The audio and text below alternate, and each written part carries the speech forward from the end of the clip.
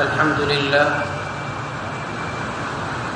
لله وكفى والصلاة والسلام على خاتم الأنبياء أما بعد اللهم صل على محمد وعلى آل محمد كما صليت على إبراهيم وعلى آل إبراهيم إنك حميد مجيد اللهم بارك على محمد وعلى آل محمد كما باركت على إبراهيم وعلى آل إبراهيم إنك حميد مجيد۔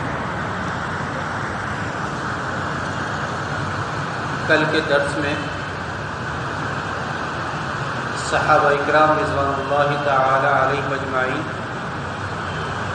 اور قرآن مجید سے متعلق مسلمان کو کیا عقائد رکھنے چاہیے اس کے متعلق بات ہوئی تھی۔ اس کے ساتھ ہی اسلامی ارکان یا اسلامی اعمال میں سے سب سے پہلا رکن اور افضل ترین رکن نماز،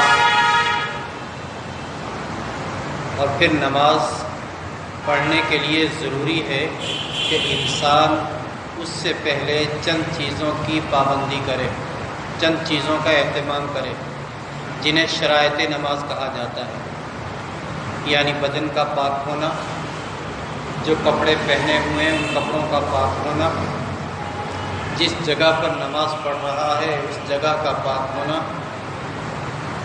اور قبلے کی طرف منہ کرنا، اور اسی طریقے سے جو سطر کا چھپانا، یعنی جس حصہ جسم کا چھپانا شریعت نے لازمی قرار دیا ہے اس کا چھپانا، اور نیت کرنا۔ ان شرائط میں سے سب سے پہلی چیز بدن کا پاک ہونا۔ اس سے متعلق ذکر کیا تھا کہ بدن پر کسی قسم کی نجاست نہ ہو۔ پھر نجاست دو قسم کی ہے، حقیقی اور حکمی۔ حقیقی وہ نجاست جو ہمیں سامنے دیکھنے میں نظر آتی ہے، اور حکمی وہ نجاست جو دیکھنے میں نظر نہیں آتی۔ حقیقی کی مثال جیسے پیشاب، پخانہ، خون، شراب وغیرہ، اور حکمی کی مثال جیسے بے وضو ہونا یا غسل کی حاجت ہونا وغیرہ۔ پھر نجاست حقیقی کی دو قسمیں ہیں، نجاست غلیظہ، نجاست خفیفہ۔ نجاست غلیظہ یعنی سخت نجاست، یعنی اس کا حکم شریعت میں بہت زیادہ سخت ہے بنسبت دوسری نجاست کے۔ نجاست غلیظہ کیا ہے؟ جیسے بہتا ہوا خون، انسان کے جسم سے خون نکلا، بہہ پڑا، یہ بہنے والا خون۔ پیشاب، پخانہ، جانوروں کا پخانہ یعنی گوبر، لید وغیرہ، اسی طریقے سے حرام جانوروں کا پیشاب، شراب، مرغی، بطخ، مرغابی وغیرہ کی پیٹ، تو یہ نجاست غلیظہ ہے۔ اور اس کا حکم کیا ہے کہ اگر نجاست غلیظہ گاڑھے جسم والی ہو جیسے پخانہ وغیرہ، تو اگر 4.5 ماشا سے اس کا وزن کم ہے تو وہ معاف ہے، اور اگر 4.5 ماشا یا اس سے زیادہ وزن ہے تو وہ معاف نہیں ہے۔ معاف ہونے کا کیا مطلب؟ یعنی اگر بدن پر یا جو کپڑے اس نے پہنے ہوئے ہیں ان کپڑوں پر لگ گئی تو اسی حالت میں اگر نماز پڑھ لی تو نماز ہو جائے گی، لیکن جان بوجھ کر وقت کے ہوتے ہوئے ایسا کرنا، اسے نہ دھونا، یہ برا ہے اور مکروہ ہے۔ اس کے بعد نجاست خلیفہ، پھر نجاست خفیفہ، یعنی وہ نجاست جو نجاست غلیظہ سے ہلکی ہے، جیسے حلال جانوروں کا پیشاب جیسے گائے، بکری وغیرہ، اور اسی طریقے سے حرام جانوروں کی، حرام پرندوں کی پیٹھ، تو یہ نجاست خفیفہ ہے۔ اس کا حکم کیا ہے کہ اگر جسم کے چوتھائی حصے پر یا کپڑے کے چوتھائی حصے سے کم ہو تو معاف ہے، اور چوتھائی حصے کے برابر یا اس سے زیادہ ہو تو اس کا دھونا ضروری ہے، یعنی اس کے ساتھ اگر نماز پڑھیں گے تو نماز نہیں ہوگی۔ ایک بات رہ گئی کہ نجاست غلیظہ اگر پتلی ہے جیسے پیشاب وغیرہ یا خون وغیرہ، تو اگر ہتھیلی کے گہراؤ کے برابر ہے تو یا اس سے کم ہے تو معاف ہے، یعنی اسی حالت میں اگر اس نے نماز پڑھ لی تو ہو جائے گی، لیکن اگر اس سے زیادہ ہے تو وہ معاف نہیں، اس کا دھونا ضروری ہے۔ اور ہتھیلی کا گہراؤ کیا ہے؟ اس کا آسان طریقہ یہ ہے کہ آپ ہاتھ میں پانی لیں اور ہاتھ کو بالکل سیدھا کر دیں، ہاتھ سیدھا کرنے کے بعد جو پانی ہاتھ پر بچے گا یہی ہتھیلی کا گہراؤ کہا جاتا ہے۔ اس کے بعد یہ تھی نجاست حقیقیہ۔ اس کے بعد نجاست حکمیہ۔ نجاست حکمیہ یعنی جو دیکھنے میں نہ آئے لیکن شریعت نے اس کے اوپر حکم لگا دیا کہ یہ نجاست ہے، گندگی ہے۔ پھر اس کی دو قسمیں ہیں، ایک حدث اصغر یعنی چھوٹی نجاست، دوسری حدث اکبر یعنی بڑی نجاست۔ حدث اصغر کی مثال جیسے بے وضو ہونا، آدمی بے وضو ہے، اس کو وضو کی حاجت ہے، بظاہر اس کے اوپر کوئی گندگی کوئی نجاست نہیں ہے، لیکن شریعت یہ کہتی ہے کہ یہ ناپاک ہے، وضو کرے گا تو پاک ہو جائے گا۔ اور دوسری نجاست حکمیہ یا حدث اکبر یعنی بڑی نجاست کہ اسے غسل کی حاجت ہے، بظاہر اس کے اوپر کوئی گندگی لگی ہوئی نہیں ہے، نجاست لگی ہوئی نہیں ہے، لیکن جب تک یہ غسل نہیں کرے گا، شریعت یہ کہتی ہے کہ یہ ناپاک ہے، جب تک یہ غسل نہیں کرے گا تو یہ پاک نہیں ہوگا، نماز پڑھنے کے قابل نہیں ہوگا۔ اب اس نجاست کے بعد انسان کو حاجت ہوتی ہے، ضرورت ہوتی ہے پیشاب پخانہ وغیرہ کرنے کی، تو انسان اس کے پیشاب پخانہ کے لیے پہلی بات تو یہ سمجھ لیجیے کہ آداب بیت الخلاء۔ بیت الخلاء جب ہم جا رہے ہیں تو اس کے آداب ہیں۔ بیت الخلاء میں جانے سے پہلے اپنا سر ڈھک کر جائیں، ننگے سر نہیں جانا چاہیے، کیونکہ شیاطین اور جنات وغیرہ وہاں ہوتے ہیں اور اکثر وہ اپنی گرفت میں اسے لے لیتے ہیں، اس لیے سر ڈھک کر جانا چاہیے، ننگے سر نہیں جانا چاہیے۔ اور جانے سے پہلے بیت الخلاء سے باہر کھڑے ہو کر دعا پڑھیں، بسم اللہ اللہم انی اعوذ بک من الخبث والخبائث۔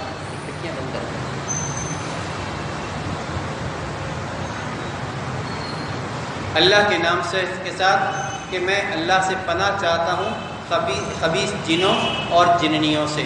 جب انسان یہ دعا پڑھ کر جائے گا تو انشاءاللہ العزیز ہر قسم کے شیاطین سے محفوظ رہے گا۔ اس کے بعد جب داخل ہوتے ہوئے اندر بایاں پاؤں پہلے رکھے، یعنی الٹا پاؤں پہلے رکھے، اور اندر داخل ہونے کے بعد زمین کے قریب ہو کر اپنا سطر کھولے، یعنی اپنا کپڑا بالکل زمین کے قریب ہو کر ہٹانا چاہیے۔ کھڑے کھڑے ننگے ہونا یہ بے ادبی اور بد اخلاقی ہے۔ اور اس کے بعد پیشاب کرے، اور پیشاب کرتے ہوئے یا پخانہ کرتے ہوئے قبلے کی طرف نہ پیٹھ کرے نہ قبلے کی طرف منہ کرے۔ ان چیزوں کا خیال کرتے ہوئے جب پیشاب سے فارغ ہو تو اب استنجا کرے۔ استنجا بائیں ہاتھ سے کرنا چاہیے۔ استنجا کسے کہتے ہیں؟ پیشاب یا پخانہ کے بعد اس نجاست کو دور کرنا، یہ استنجا کہلاتا ہے۔ افضل اور بہتر یہ ہے کہ پہلے ڈھیلے یا ٹیشو پیپر وغیرہ سے صفائی کرے یا سکھائے اور اس کے بعد پانی سے استنجا کرے۔ بہرحال اگر ڈھیلا وغیرہ استعمال نہیں کرتا، صرف پانی ہی سے کر لیتا ہے تب بھی کفایت ہو جائے گی، کافی ہو جائے گا۔ اسی طریقے سے اگر کوئی صرف ڈھیلے سے استنجا کرتا ہے اور پانی نہیں ہے تب بھی وہ کافی ہو جائے گا۔ مقصد یہ ہے کہ نجاست کو اور گندگی کو دور کرنا ہے۔ اسی طریقے سے پیشاب پخانہ کرتے ہوئے یا استنجا کرتے ہوئے ان باتوں کا خیال کرنا بہت ضروری ہے کہ قبلے کی طرف نہ پیٹھ کرے نہ قبلے کی طرف منہ کرے۔ اسی طریقے سے کھڑے ہو کر پیشاب پخانہ نہ کرے۔ ہاں اگر کوئی شخص معذور ہے، بیٹھنا اس کے لیے تکلیف دہ ہے، وہ اس میں شامل نہیں ہے، وہ گنہگار نہیں ہوگا۔ اسی طریقے سے پیشاب کرتے ہوئے اس چیز کا خیال کرنا چاہیے، تالاب، نہر کا کنارہ، کنواں یا کنواں کا کنارہ یا نہر کے اندر پیشاب نہ کرے، پانی کے اندر پیشاب نہ کرے، اور نہ ہی جہاں پانی ہے یعنی نہر وغیرہ ہے اس کے کنارے پر پیشاب وغیرہ کرے۔ کیوں؟ اس لیے کہ آپ وہاں پیشاب کر رہے ہیں، ہو سکتا ہے وہیں بیٹھ کر کوئی آدمی وضو وضو کرنے کا ارادہ کرے اور وضو کرے تو ظاہر سی بات ہے اس کے چھینٹیں گریں گی آپ پیشاب پر، اور تو اس کی وجہ سے اس کے کپڑے اور جسم ناپاک ہوگا اور اسے پتہ بھی نہیں چلے گا۔ اسی طریقے سے مسجد کی دیوار کے ساتھ پیشاب نہ کرے۔ ہاں جو بیت الخلاء بنے ہوئے ہیں وہ اس سے علیحدہ ہیں، وہ ہٹ کر ہیں۔ اگر بیت الخلاء وغیرہ نہیں ہے تو مسجد کا ادب و احترام کرتے ہوئے اس کے ساتھ پیشاب نہ کیا جائے۔ اسی طریقے سے قبرستان میں پیشاب نہ کرے۔ اسی طریقے سے کسی سوراخ اور بل وغیرہ میں سوراخ نہ کرے، ہو سکتا ہے اس کے اندر کوئی موذی جانور سانپ وغیرہ ہو اور وہ پیشاب وغیرہ کی وجہ سے نکل آئے اور پھر تمہیں تکلیف اور ایذا پہنچا دے۔ اسی طریقے سے پیشاب وغیرہ کرتے ہوئے باتیں نہیں کرنی چاہیے، گفتگو نہیں کرنی چاہیے، اور اسی طریقے سے راستے میں پیشاب وغیرہ نہیں کرنا چاہیے جہاں سے لوگوں کی آمد و رفت ہو، اور اسی طریقے سے کسی ایسی جگہ جہاں وضو یا غسل کیا جاتا ہے وہاں بھی پیشاب نہیں کرنا چاہیے۔ آپ صلی اللہ تعالی علیہ وسلم نے فرمایا کہ غسل کی جگہ پر پیشاب کرنے کی وجہ سے انسان کو وسوسے آنا شروع ہو جاتے ہیں، اس لیے ایسی چیز سے اجتناب کیا جائے، پرہیز کیا جائے۔ ہاں اٹیچ بات بنا ہوا ہے، وہ پیشاب کی جگہ الگ ہے تو وہاں پیشاب کرے، اور نہانے کی جگہ الگ ہے وہاں غسل کر لے تو کوئی حرج نہیں۔ اسی طریقے سے بعض لوگ یہ سمجھتے ہیں کہ ہم نیند سے اٹھے ہیں اب استنجا کرنا لازمی ہے۔ یاد رکھیے استنجا کرنا صرف اسی وقت لازمی اور ضروری ہے جب پیشاب یا پاخانے کے راستے سے کوئی نجاست اور گندگی نکلے۔ جب پیشاب یا پیخانہ نہیں کیا، کوئی نجاست نہیں نکلی، تو اب استنجا کرنے کی حاجت اور ضروری نہیں ہے۔ اسی طریقے سے بعض لوگ یہ سمجھتے ہیں کہ وضو سے پہلے استنجا کرنا ضروری ہے، یہ بات بھی غلط ہے۔ وضو سے پہلے استنجا کرنے کی کوئی ضرورت نہیں ہے، جب تک کہ پیشاب نہ کریں اس سے پہلے استنجا کرنے کی ضرورت نہیں ہے۔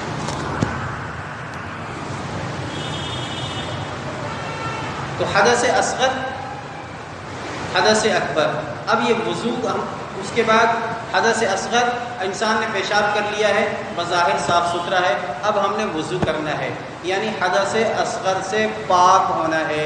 پاک ہونے کے لیے وضو کے لیے سب سے بہتر اور افضل چیز یہ ہے کہ جب ہم وضو کرنے کا ارادہ کریں تو کسی ایسی جگہ پر کوشش یہ ہو کہ اونچی جگہ پر بیٹھیں اور قبلہ رخ ہو کر بیٹھیں، یہ مستحبات میں سے ہیں۔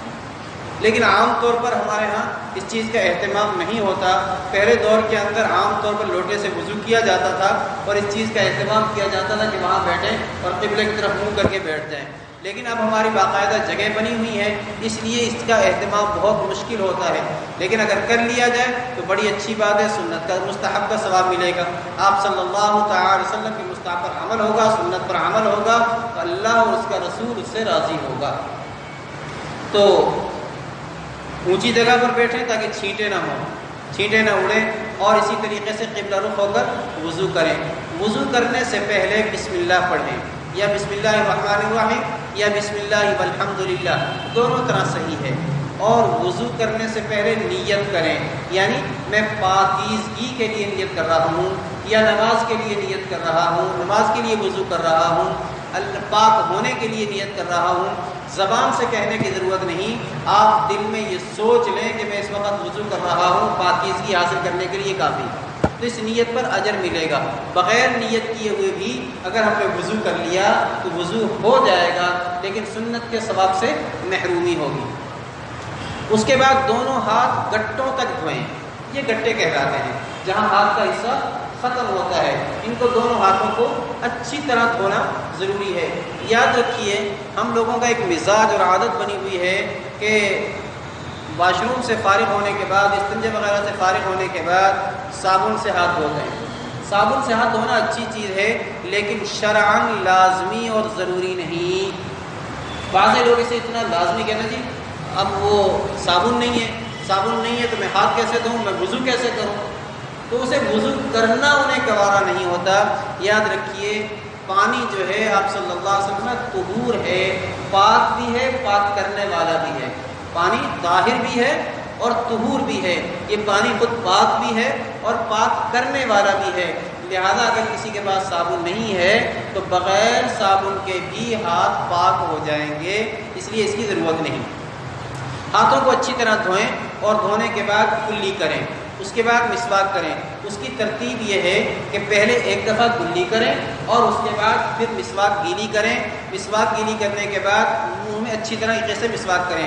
مسواک کے پکڑنے کا طریقہ یہ ہے کہ مسواک انگشت شہادت کی انگلی اور انگوٹھا ان دونوں انگلیوں سے پکڑیں اور چھوٹی انگلی یہ مسواک کے نیچے رکھیں اور باقیہ یہ تینوں انگلیاں اوپر ہوں گی، یعنی شہادت کی انگلی، درمیان والی انگلی، اس کے برابر والی انگلی، یہ تینوں انگلیاں اوپر ہوں گی، انگوٹھا اور چھوٹی انگلی یہ نیچے ہوں گی۔ اس انداز سے مسواک پکڑیں اور مسواک کو اچھی طرح دھونے کے بعد پہلے اوپر کے دانتوں میں 3 دفعہ کریں، اوپر کے دانتوں میں چوڑائی میں، یہ دانت کی لمبائی یہ ہے، اوپر نیچے ہی یہ لمبائی ہے اور سائڈوں میں یہ دانت کی چوڑائی ہے۔ تو پہلے دائیں طرف، پھر اسی طریقے سے بائیں طرف اور پھر بائیں طرف نیچے، پھر دائیں طرف نیچے، اس طریقے سے یہ پورا چکر لگ جائے گا۔ دائیں طرف سے شروع کریں، پھر بائیں طرف آ جائیں اوپر کے حصے میں، پھر نیچے بائیں طرف آ جائیں اور پھر نیچے دائیں طرف آ جائیں اور اس کی طرف پھر دانتوں کے نچلے حصے میں اسی مسواک کو اسی طریقے سے 3 دفعہ، پہلے دائیں طرف، پھر بائیں طرف، پھر بائیں طرف نیچے، پھر دائیں طرف نیچے، پھر دانتوں کے اندر کی طرف اسی طریقے سے۔ یہ 1 دفعہ مسواک ہوئی ہے۔ اس کے بعد پھر مسواک کو باہر نکالیں اور پانی سے دھوئیں، دھونے کے بعد پھر اسی طریقے سے 3 دفعہ کریں، پھر نکالیں اور پھر دھوئیں اور پھر اس کو اسی طریقے سے 3 دفعہ کریں۔ تو یہ 3 دفعہ مسواک کرنا کہلاتی ہے۔ یہ 3 دفعہ مسواک کرنے کے بعد پھر 2 دفعہ کلی کریں۔ 1 دفعہ کلی آپ نے پہلے کر لی، درمیان میں مسواک، اس کے بعد 2 دفعہ کلی، 3 دفعہ کلی کرنا سنت ہے۔ پھر ناک میں پانی ڈالیں، یہ ناک کی نرم ہڈی تک، یہاں تک پانی پہنچ جائے اور اس کے بعد الٹے ہاتھ کی چھوٹی انگلی اس کو ناک کے نتنوں میں اچھی طریقے سے گھما کر صفائی کریں اور اس کے بعد ناک صاف کریں۔ پھر دونوں ہاتھوں میں پانی لے کر اپنے منہ پر ڈالیں۔ بعض دفعہ منہ پر پانی ڈالتے ہوئے اتنی زور سے پانی مارتے ہیں کہ دائیں بائیں بالوں پر اچھی طریقے سے پانی پہنچ جاتا ہے، حتیٰ کہ اپنے اوپر اتنا پانی نہیں جاتا کہ دائیں بائیں بالوں پر پانی زیادہ چلا جاتا ہے۔ یاد رکھیے، اس طریقے سے زور سے مارنا اور دوسروں کو گیلا کرنا، دوسروں کے اوپر پانی ڈالنا، یہ ایذاء مسلم ہے جو حرام ہے۔ آپ ایک تو عبادت اپنی کر رہے ہیں لیکن اپنی عبادت کے ذریعے سے دوسروں کو تکلیف پہنچا رہے ہیں، یہ حرام ہے اور ایذاء مسلم ہے، اس کا بہت زیادہ خیال کرنا چاہیے۔ اس طریقے سے آرام سے پانی ڈالیں کہ آپ کے چہرے پر رہے اور وہ چہرے سے پانی ہوتا ہوا نیچے آ جائے۔ پیشانی کے بالوں سے لے کر ٹھوڑی کے نیچے تک، ایک کان کی لو سے لے کر دوسرے کان کی لو تک اپنے چہرے کو اچھی طرح ملنا، 3 دفعہ پانی ڈالیں اور پانی ڈالنے کے بعد داڑھی کا خلال کریں۔ داڑھی کا خلال ہاتھ میں پانی لیں اور نیچے ڈال دیں، اس کے بعد سیدھے ہاتھ سے یہ ادھر اس طریقے سے اور پھر اسی طریقے سے اس طرف سے یہ داڑھی کا خلال۔ اس کے علاوہ بھی علماء نے یہ بھی بتایا کہ اگر اوپر سے بھی کر دیا جائے تب بھی کفایت کر جائے گا۔ بہرحال دونوں طریقے صحیح ہیں لیکن افضل یہ ہے کہ نیچے سے خلال کیا جائے۔ اس کے بعد دایاں ہاتھ کوہنیوں سمیت 3 دفعہ دھوئیں، یعنی کوہنی بھی اس میں شامل ہے۔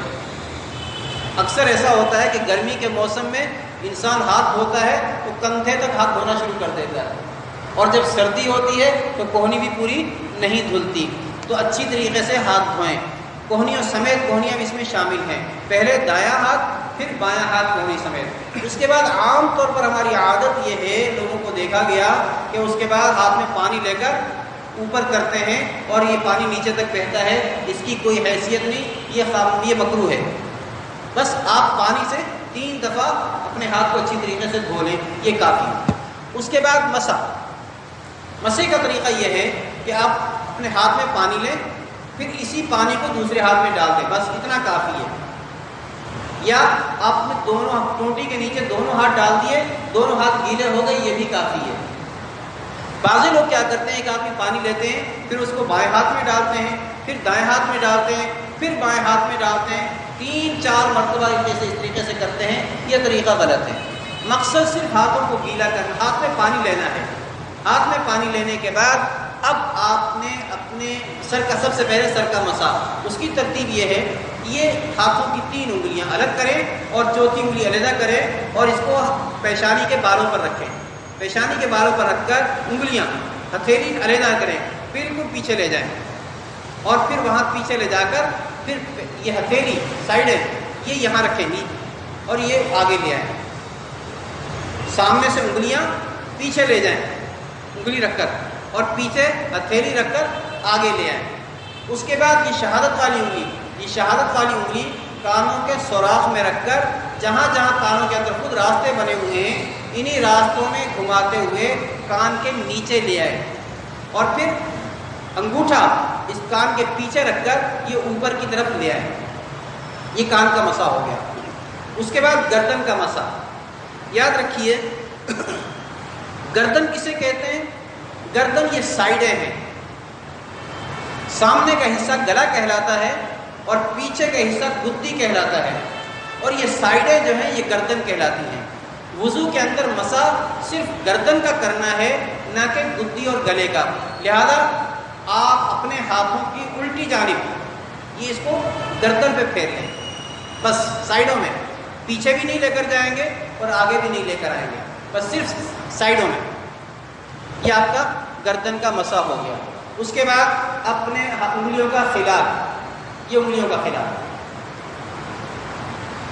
اور انگلیوں کا خلال داڑھی کے خلال کے ساتھ بھی کیا جا سکتا ہے، دونوں طرح صحیح۔ اس کے بعد پہلے دایاں پاؤں 3 دفعہ ٹخنوں سمیت، ٹخنے کا دھونا بھی اس میں شامل ہے، یعنی جو ابری ہوئی ہڈی ہے یہ ہڈی بھی اس میں شامل ہے، اور اس کے بعد بایاں پاؤں، الٹا پاؤں، وہ بھی ٹخنوں سمیت 3 دفعہ دھوئیں گے۔ اب ان انگلیوں کا خلال دایاں پاؤں دھوتے ہوئے الٹے ہاتھ کی چھوٹی انگلی اس سے خلال کریں، پہلے دائیں پاؤں کی چھوٹی انگلی سے شروع کریں، نیچے سے اوپر کی جانب ہر انگلی میں پھیلائیں، نیچے سے اوپر کی جانب، پھر الٹا پاؤں انگوٹھے سے شروع کریں اور اسی طریقے سے آخر تک لے جائیں۔ یہ آپ کا وضو مکمل ہو گیا۔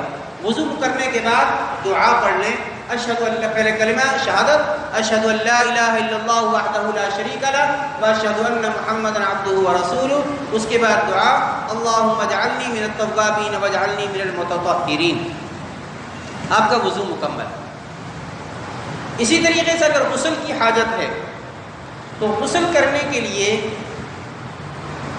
لازمی اور ضروری ہے کہ سب سے پہلے انسان کو اپنے جسم پر جو نجاست اور گندگی لگی ہوئی ہے اس نجاست اور گندگی کو دور کرے، اور اس نجاست اور گندگی کو دور کرنے کے بعد استنجا کرے، اور استنجا کرنے کے بعد جس طریقے سے ہم نے وضو کیا ہے نماز کے لیے اسی طریقے سے وضو کریں۔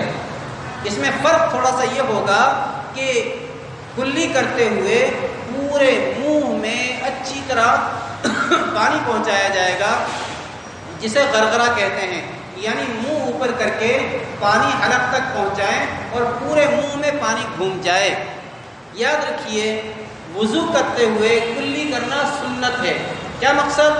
کہ اگر وضو کے اندر کوئی شخص کلی نہ کرے یا بھول جائے اور بغیر کلی کے وضو کر لے تو اس کا وضو ہو جائے گا۔ سنت کے ثواب سے اگرچہ محرومی ہوگی لیکن وضو ہو جائے گا، اس کے بعد نماز پڑھے گا تو نماز ہو جائے گی۔ لیکن غسل کے اندر اگر اس نے کلی نہیں کی، یعنی پورے منہ میں اچھی طریقے سے پانی نہ بہایا، تو اس کا غسل نہیں ہوگا، اور غسل نہیں ہوگا تو پھر نماز بھی نہیں ہوگی۔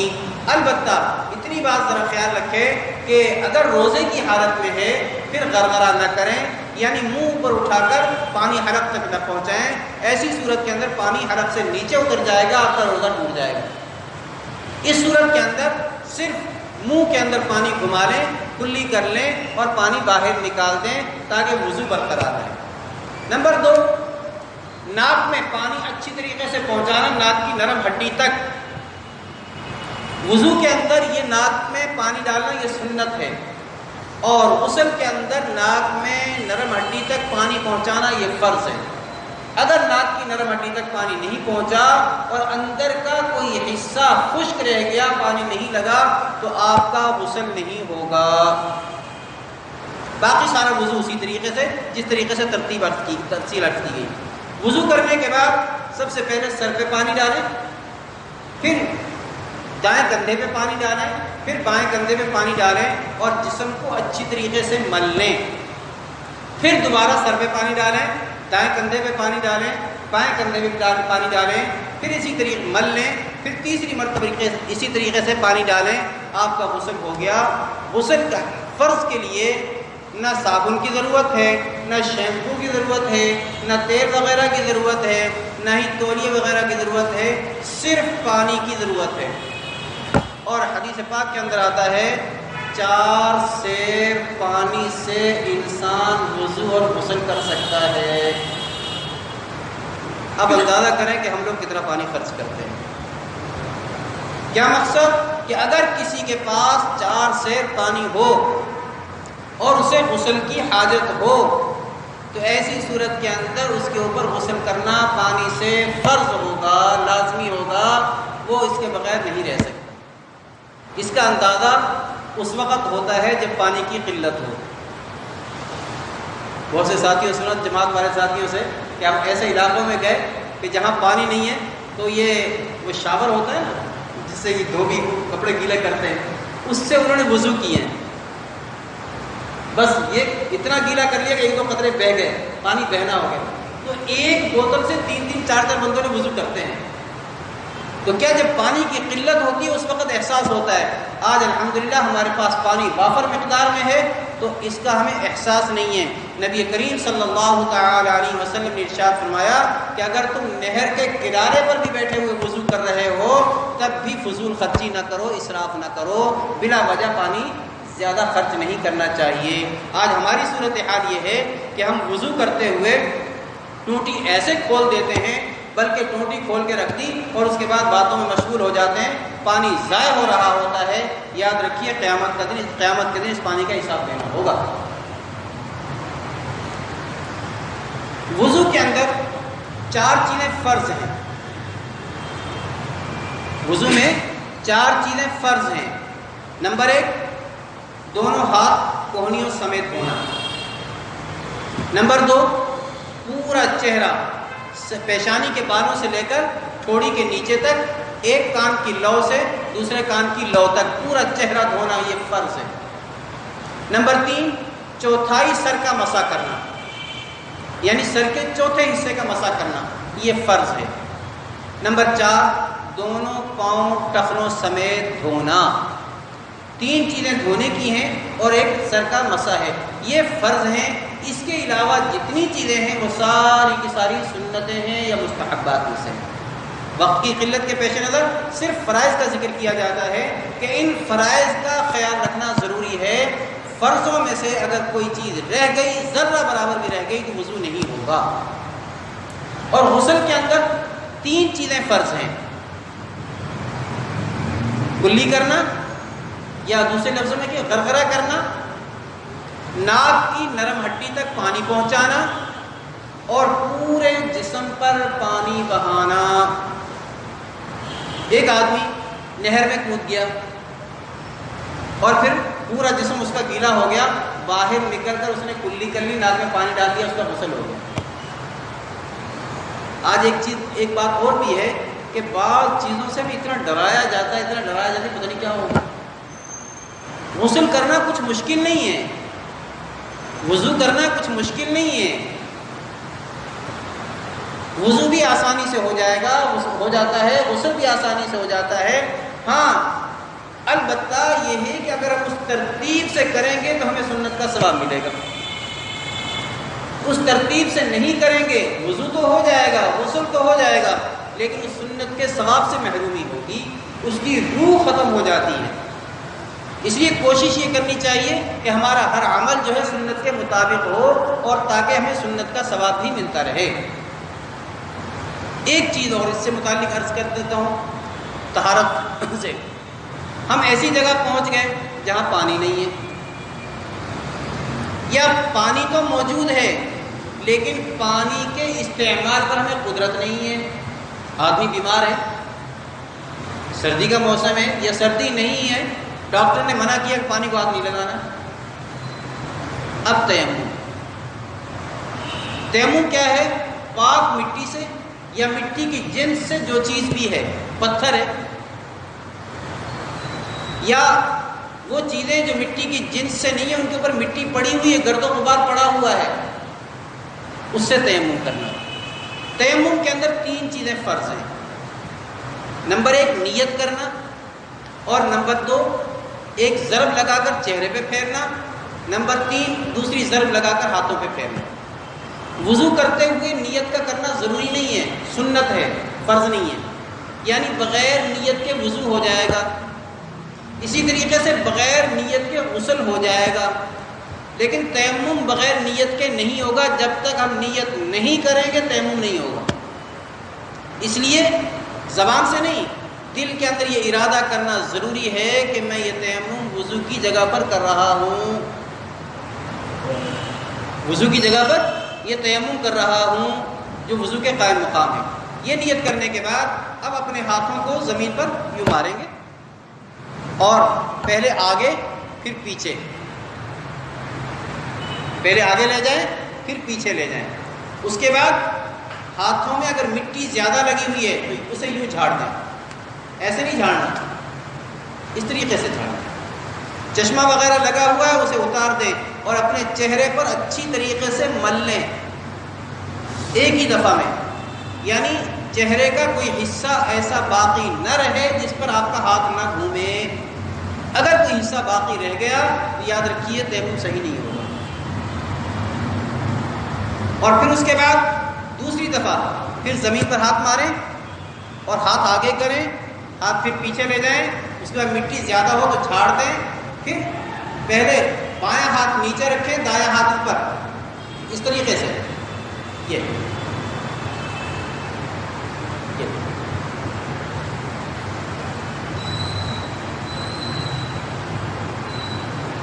تیمم ہو گیا۔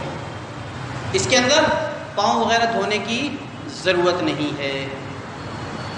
تو جب پانی کے استعمال پر قدرت نہ ہو یا پانی نقصان دیتا ہو، تکلیف دے رہا ہو، ایسے موقع پر وضو اور غسل کی جگہ تیمم کر سکتے ہیں۔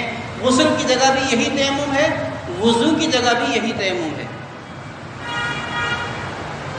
وضو کے لیے ایک چیز اور، سردی کا موسم ہے، موزے پہنے ہوئے ہیں، چمڑے کے موزے یا ایسے موزے جو چمڑے کی طرح ہوں، تو اب ان موزوں پر مسح کرنا، پورے وضو کے اعضاء، آپ چہرہ دھو لیں گے، ہاتھ دھو لیں گے، مسح کر لیں گے، سر وغیرہ کا مسح کر لیں گے۔ پاؤں دھونے کی ضرورت نہیں ہے۔ پاؤں دھونے کے لیے اپنا گیلا ہاتھ کی چاروں انگلیاں اپنے موزے پر رکھیں گے اور ان کو اوپر کی طرف کھینچ لیں گے۔ اسی طریقے سے الٹے پاؤں پر ہاتھ رکھا اور اوپر کھینچ لیا، یہ موضوع کا مسح ہو گیا۔ اگر مقیم آدمی ہے یعنی اپنے گھر کے اندر ہے تو 24 گھنٹے تک یہ آدمی ان موضوع پر مسح کر سکتا ہے۔ اگر مسافر ہے تو 3 دن 3 رات تک مسح کر سکتا ہے۔ لیکن اگر غسل کی حاجت ہو گئی تو اب موضع پر مسح نہیں ہوگا، موضوع کا اتارنا لازمی اور ضروری ہوگا۔ عام طور پر ایسا ہوتا ہے، آدمی غسل کر رہا ہے، غسل فرض کی بات ہو رہی ہے، غسل کر رہا ہے اور غسل کرتے ہوئے بعض لوگ کیا کرتے ہیں، کلمہ پڑھتے ہیں، لا الہ الا اللہ محمد رسول اللہ، پاک ہو رہے ہیں۔ میرے بھائیوں، غسل کرتے ہوئے کوئی بات زبان سے نہیں نکالنی، باتیں کرنا منع ہے۔ ننگے ہونے کی حالت میں گفتگو کرنا منع ہے، مکروہ ہے۔ بہت سخت ضرورت ہو تو ایسی صورت میں صرف ضرورت کی بات کی جا سکتی ہے، اس کے علاوہ بات نہیں کر سکتے۔ جب عام بات نہیں کر سکتے تو کلمہ وغیرہ پڑھنا وہ کیسے جائز ہو سکتا ہے؟ کلمہ نہیں پڑھنا چاہیے، انسان ویسے ہی پاک ہے۔ یہ غسل کی ناپاکی صرف جسم کی ناپاکی ہے، اور جسم کی پاکیزگی جو ہے وہ کلمے سے نہیں ہوتی۔ یہ پانی سے ہوتی ہے. پانی پاک کرتا ہے، اسے کلمہ پاک نہیں کرتا. کلمہ تو اندر کی دل کی پاکیزگی کا نام ہے، روح کی پاکیزگی کا نام ہے. اس لیے کلمہ پڑھنے کی ضرورت نہیں ہے، نہ نہاتے ہوئے نہ نہانے کے بعد. وہ مسلمان پہلے ہی پاک ہے. حالت جنابت یعنی ناپاکی کی حالت کے اندر بھی وہ مسلمان ہی ہے اور وہ پاک ہے. اس کے اندر کا حصہ پاک ہے. اس کے جسم کو پاک کرنے کے لیے پانی کافی ہے. اس کے بعد نواقض یعنی وہ چیزیں جن سے وضو ٹوٹ جاتا ہے. یہ مختصر عرض کر دوں، کل سے انشاءاللہ پھر نماز کا سلسلہ ہوگا. نواقض، پیشاب پخانہ کے راستے سے کسی بھی چیز کا نکلنا. پیشاب پخانہ کا نکلنا، بعض دفعہ کوئی کیڑا وغیرہ نکل جاتا ہے، کوئی اور تکلیف ہوتی ہے، پانی وغیرہ نکلا، تو کسی بھی چیز کا نکلنا یہ وضو کو توڑ دیتا ہے. اسی طریقے سے ریح کا خارج ہونا، ہوا کا نکلنا. اسی طریقے سے جسم سے خون یا پیپ نکلا اور نکل کر بہہ گیا. خون یا پیپ نکلا اور نکل کر بہہ گیا. یاد رکھیے، جسم پر سوئی وغیرہ لگی، کوئی چیز لگی، خون نکلا، نکل کر وہیں خون کا قطرہ بن کر کھڑا ہو گیا، وضو نہیں ٹوٹا. لیکن اگر وہ نکل کر اپنی جگہ سے آگے ہو گیا، بہہ گیا، اب وضو ٹوٹ گیا. جب تک یہ خون یا پیپ بہے گا نہیں، اس وقت تک وضو نہیں ٹوٹے گا. جب بہہ جائے گا پھر وضو ٹوٹ جائے گا. اسی طریقے سے آدمی کو قے آئی، لیکن قے منہ بھر کر آئی، منہ بھر کر قے آئی تو وضو ٹوٹ جائے گا.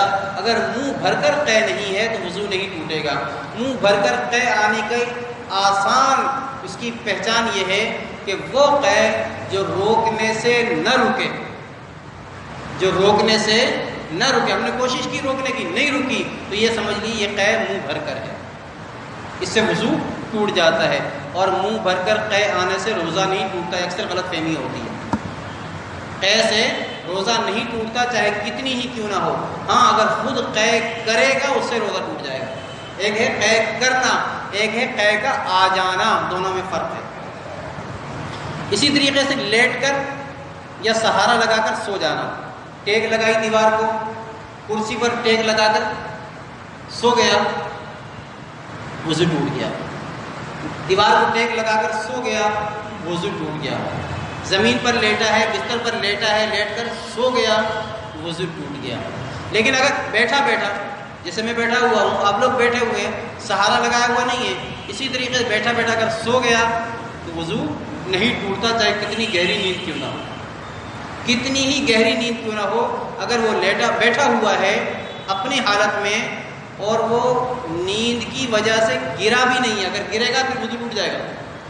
اپنی جگہ بیٹھا ہوا ہے تو وضو نہیں ٹوٹے گا. بے ہوش ہو جانا، چاہے بے ہوش ہو جائے یا اس کو کوئی بے ہوش کر دے جیسے انجیکشن وغیرہ لگا کر، تو اس صورت کے اندر وضو ٹوٹ جاتا ہے. اسی طرح مجنون یا دیوانہ ہو جانا، اس سے بھی وضو ٹوٹ جاتا ہے. اور ایک چیز اور ہے، نماز میں قہقہا مار کر ہنسنا. نماز کے علاوہ اگر کوئی ہنسا اس سے وضو نہیں ٹوٹتا، لیکن نماز کے اندر اگر کوئی شخص ہنسا جس سے آواز نکل گئی، قہقہا ہنسنا کسے کہتے ہیں؟ ہمارے ہاں تو ہنسنا اور قہقہا میں دونوں الگ الگ چیزیں ہیں. جو عام ہنستا ہے، آواز سے ہنستا ہے، کہتے ہیں ہنسا، اور بہت زور سے جس کی آواز نکلتی ہے کہتے ہیں یہ قہقہا مارا. اور لیکن حدیث پاک کے اندر آپ صلی اللہ علیہ وسلم نے 3 چیزوں کا ذکر فرمایا. 3 چیزیں آتی ہیں بلکہ. تبسم، جسے مسکراہٹ کہتے ہیں، یعنی چہرے پر مسکراہٹ کے آثار. آپ صلی اللہ علیہ وسلم ہمیشہ آپ کا چہرہ مسکراہٹ والا ہوتا تھا. نمبر 2 ہنسنا، ضحک، عربی میں ضحک کہتے ہیں، جس میں دانت نکل جائیں، دانت کھل جائیں. آپ صلی اللہ علیہ وسلم نے ضحک فرمایا ہے، اسے ہنسنا کہتے ہیں. لیکن کیسی ہنسی؟ آپ کے دانت مبارک تو ظاہر ہوئے لیکن اس میں آواز نہیں تھی. یہ اس کی بھی پسندیدہ ہے، اس کی بھی اجازت ہے کہ انسان ہنسے لیکن اس کے دانت ظاہر ہوں، آواز نہ آئے، اس کی اجازت ہے. نمبر 3 قہقہا، یعنی اتنی آواز سے ہنسنا جس کی آواز دوسرے لوگ بھی سن لیں، اسے شریعت نے قہقہا کہا ہے. آپ صلی اللہ علیہ وسلم نے اسے ناپسند فرمایا ہے اور فرمایا قہقہا مارنا، ہنسنا، یہ انسان کے دل کو مردہ کر دیتا ہے. تو نماز میں ہنسنا نماز کو بھی توڑ دیتا ہے، وضو کو بھی توڑ دیتا ہے۔ اللہ تعالیٰ ہمیں ان مسائل پہ عمل کی توفیق عطا فرمائے۔ وآخر دعوانا الحمدللہ۔